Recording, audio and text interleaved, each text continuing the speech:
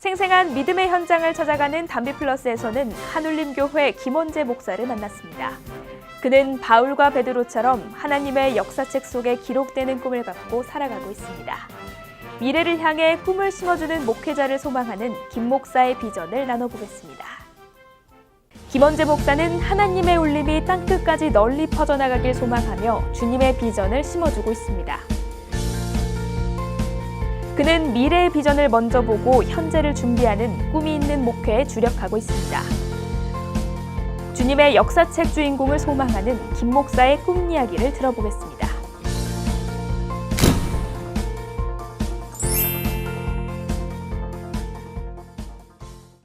안녕하세요. 담비 같은 사람들입니다. 저는 길치라 길을 잃을 때가 참 많은데요.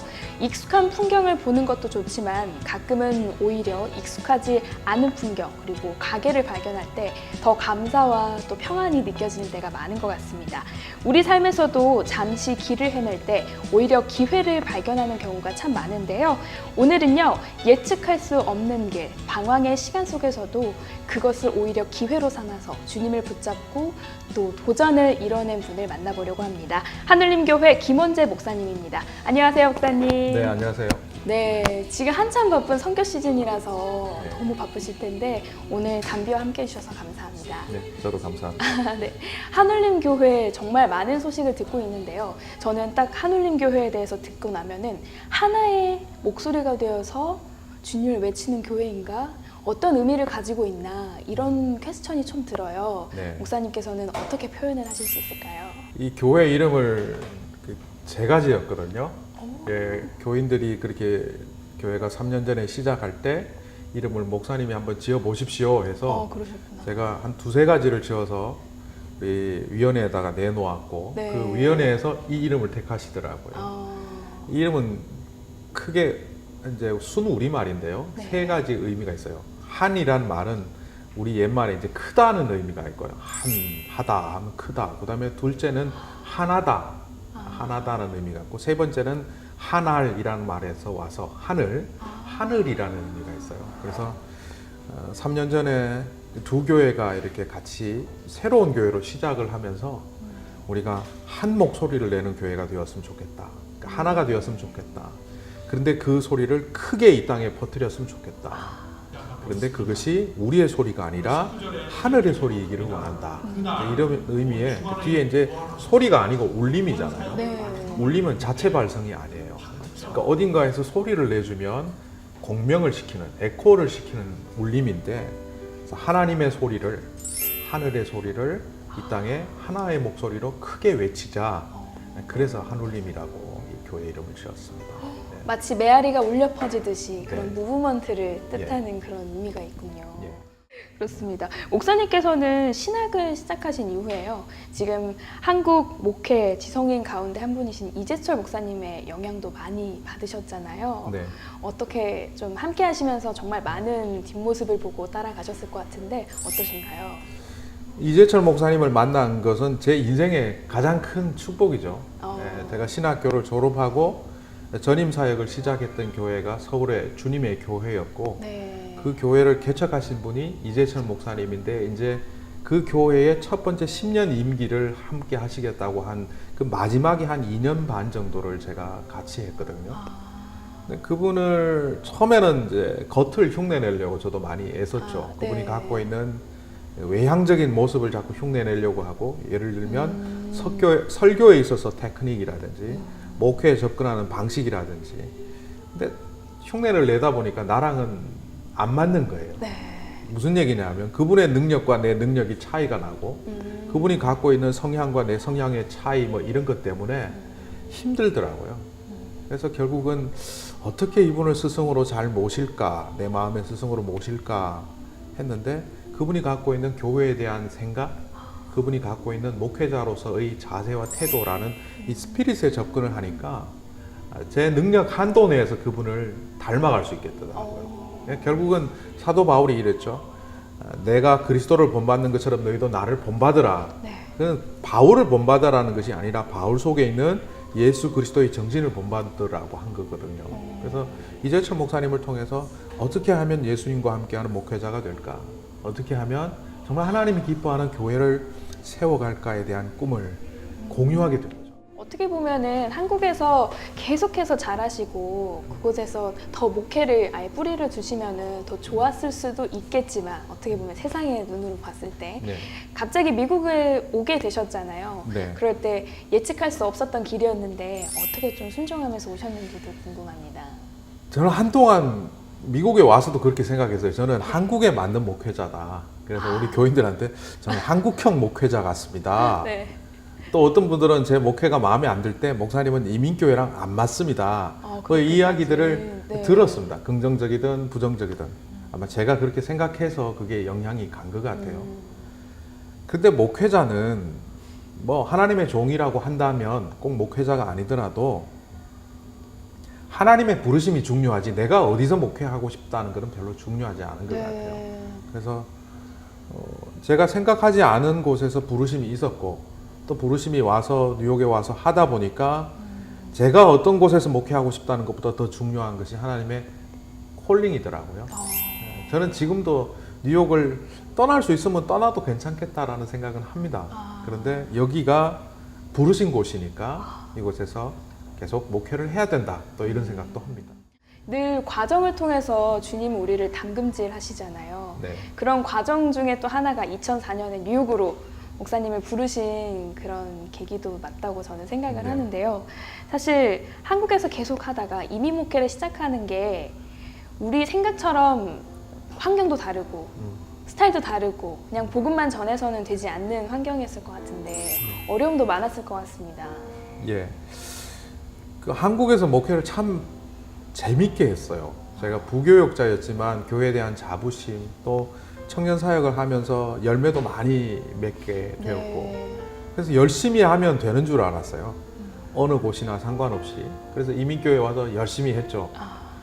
아내로부터 일 중독자다라는 소리까지 들어가면서 했는데 제가 뉴욕에서 와서 첫 담임 목회를 했던 그 사역은 결과적으로 실패라고 저는 생각해요. 그래서 교인들도 힘들었고 저도 힘들었고 이런 상황 속에서 야 나는 목회자로서 결격 사유가 있는 사람인가 이렇게 자괴감마저 들었었는데 그렇게까지. 네. 뭐 그 교회를 이제 사임하는 과정에서는 잘 마무리를 했죠. 근데 문제는 제 문제였죠. 야 이거 계속 목회를 해야 되나? 이렇게 열심히 했는데도 결론이 이렇게 난다면 이 내가 무능해서 못하는 것 아니냐라고 결론을 내리고 아내랑 얘기를 했어요. 네. 목회를 안 할 수도 있겠다. 어머. 그런데 다시 일어날 수 있었던 계기는 역시 주님의 음성이었어요. 네가 네 능력으로 목회한 게 아닌데 네가 잘못 생각하는 것 같다. 내 능력으로 너를 불러서 너를 사용하는데 자꾸 너는 네 능력으로 하려고 하니까 안 되는 것 아니냐. 그 깨달음이 결국 그전 교회 사역지와의 관계도 재정립하게 됐죠. 저는 열심히 했는데 저분들이 나를 받아들이지 않아서 실패했다. 그래서 그 실패의 원인이 그분들한테 있다고 많이 생각을 했었어요. 근데 생각하고 보니까 예수님의 말씀에 이런 말씀하셨죠. 제자들을 둘씩 동네로 파송하시면서 비둘기처럼 순결하라라고 또 하셨지만 뱀처럼 지혜로워라. 저는 지혜롭지 않았던 거예요. 그러니까 바르게 하려고 했었지만 너무 우격다짐이었고 교인들이 받아들일 준비도 안 되었는데 막 주장을 하니까 교인들이 어떤 의미에서는 멀미를 한 거예요. 그래서 그게 내 탓이구나라고 생각을 전환하면서 아 나는 무능하고 나로 인해서는 교회를 망가뜨릴 수밖에 없는 자지만 이런 사람을 통해서도 하나님은 역사하실 수 있구나라고 또 한 번 전환이 되어지고 그래서 그 어려움 속에서 제가 깨달은 것이 있다면 내가 하는 게 아니라는 것 주님은 하실 수 있다는 것 그런 것이었습니다. 그래서 그 다음에 네. 이제 다시금 마음을 재정립하시고 비둘기와 또 뱀의 지혜까지 이제 탑재를 하시고 이제 목회를 또 시작을 하셨을 것 같은데 그때는 또 이 전과는 어떤 점이 좀 달라졌었던가요? 그런데 그때도 제 마음속에 해결되지 않은 게 뭐냐 하면 네. 나는 한국 가면 더 잘할 것 같다는 생각이었어요. 그래서 한국에 가려고 하다가 또 무산이 됐고요. 담임 목사로 정해진 곳이 한 곳 있었는데 이사 가기 전 짐 싸는 그 바로 직전에 무산이 됐어요.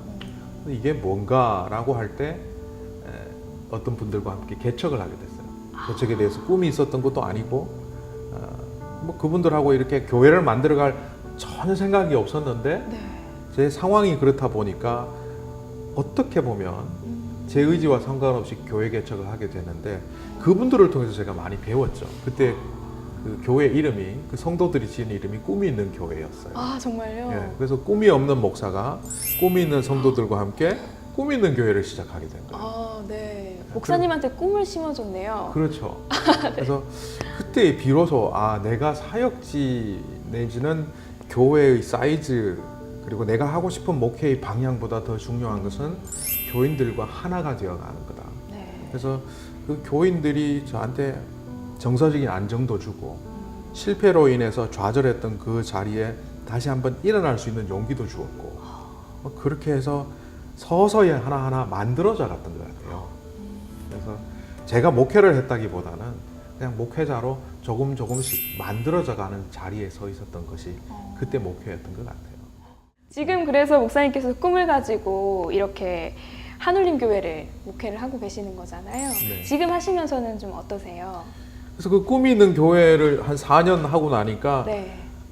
당시에 뉴욕 영광교회에 담임 목사님이 없어서 담임 목사님을 구하는 동안 한 달만 좀 와서 주일 설교를 해달라. 네. 그럼 예배 시간이 11시, 1시니까 가서 할 수 있겠더라고요. 그래서 섬기는 마음에 한 달을 했는데 그분들이 교회를 합치면 어떠냐라는 제안을 진짜요? 하셨고 그것도 제 의지가 아니었어요. 네. 그래서 꿈 있는 교인들한테 물어봤죠. 합칠까요? 어쩔까요? 그래서 한 일주일 리더십들한테 금식하시고 뭐 결정해보자고. 또 뉴욕 영광교회는 영광교회 나름대로 교인의 의견을 한번 물어보시라고. 청빙위원회에서만 결정할 게 아니라. 근데 교인들이 뭐 거의 만장일치에 가깝게 다 찬성을 하셔서 합치게 되었는데 이 또한 저에게는 또 한 번의 부르심이었고 그러네요. 또 도전이었어요. 이걸 내가 감당할 수 있을까? 근데 과거에 전통적인 교회에서 경험했던 것들이 또 새롭게 뭔가를 모색하려고 했던 꿈 있는 교회의 경험들이 한울림 교회에서 이제 모아지게 되었다 저는 그렇게 생각해요. 그래서 하나님이 지금은 나를 이렇게 쓰시는구나. 그러고 이제 한울림 교회를 3년 전에 시작해서 지금까지 오고 있습니다. 이제 한울림 교회가 롱아일랜드의 지역을 이제 준비를 하고 새 출발을 이제 앞두고 있잖아요. 네. 좀 어떤지 어떤 계획들이 있는지도 궁금합니다. 그러니까 하나님은 저한테 이렇게 부르심을 주는 것 같아요. 커뮤니티 안으로 들어가라 좀 더. 그러니까 다른 예배당을 빌렸을 때는 우리가 깊숙이 들어가기는 어려워요. 네. 무슨 프로그램을 할 맞아요. 때도 그 예배당 본래 갖고 있던 교회가 어떤 태도를 갖느냐가 중요하니까요. 그렇죠. 근데 우리가 자체 예배당을 가지니까 일단 커뮤니티 속으로 깊숙이 들어갈 수 있겠더라고요. 두 번째는 2세를 위해서 무엇을 하는 게 좋을까 여러 가지가 있지만 그 중에서 그들이 마음껏 교육받고 양육받을 수 있는 공간을 마련해 주는 것도 크더라고요. 그 다음에 세 번째는 우리 1세 성도들이 영혼군하여 제자 삼는 교회로 주님의 제자로 이 땅에 서기 위하여 함께 모여 기도하고 함께 예배 드리고 또 양육받을 수 있는 공간이 또 우리에게 필요하더라고요. 그래서 저는 꿈을 안 가졌는데 하나님이 자꾸 이렇게 꿈이 너무 없으니까 교인들을 통해서 주셔갖고 그러시네요. 그래서 그런 꿈들을 체계화, 구체화해가고 있습니다 지금. 목사님께서 옛날에 하셨던 말씀 중에요. 99%의 사람은 현재를 통해서 미래를 보지만 1%의 사람들은 미래를 통해서 현재를 살아간다라는 말씀을 하셨어요. 네. 저는 그래서 이 말씀을 듣고 목사님의 꿈은 그럼 무엇일까? 목사님의 미래를 통해 보시는 현재는 무엇일까? 이런 궁금증이 생기더라고요. 어떠신가요? 그 말을 조금 더 풀어보면 이런 말이죠. 내가 미래에 어떤 사람이 될지를 몰랐기 때문에 현재를 방종합니다. 예를 들면 한국의 대통령 혹은 장관들을 청문회할 때 보면 네. 과거에 뭐 땅 투기했던 것이 드러나고 과거에 잘못했고 뭐 부정 입학했고 뭐 이런 것들이 드러나서 현재 장관직을 못하는 사람들을 보잖아요. 네. 만약 그가 그 젊은 시절에 앞으로 20년 후 30년 후 내가 장관이 되고 대통령이 될 줄 알았으면 그때 어떻게 행동했을까요? 절대로 땅 투기 안 하죠. 그렇죠. 절대로 흠결이 있을 만한 일을 하지 않았을 겁니다. 맞아요. 그러니까 1%의 사람은 이미 미래에 가서 현재 자기 자신을 보는 거죠. 그는 꿈이라기보다는 내가 지금 어떻게 사는 것이 하나님 앞에 영광이 되고 내 인생에 있어서 복될까를 생각하는 거죠. 바울과 베드로가 로마 역사 속에 기록됩니까? 없습니다. 그러나 기독교 역사 속에, 하나님의 역사 속에 그 어떤 황제보다 바울과 베드로는 위대한 사람입니다. 하나님이 기억해 주는 사람이 되기 위해서 어떻게 걸어갈까? 그것을 늘 고민하는 것이 제 꿈이고, 그러다 보니 구체화되는 어떤 모습들은 제 나이에 맞게 걸맞게 드러나리라 그렇게 생각합니다. 목사님 오늘 비전을 많이 열어주시고 또 꿈을 심어주시는 말씀을 많이 해주셔가지고 오늘 너무 귀한 시간이고 값진 시간이 됐던 것 같습니다. 목사님 하시는 그 모든 목회 제가 더 중보기도 하도록 하겠고요. 감사합니다. 오늘 말씀 너무나도 감사합니다. 네, 감사합니다. 감사합니다. 네.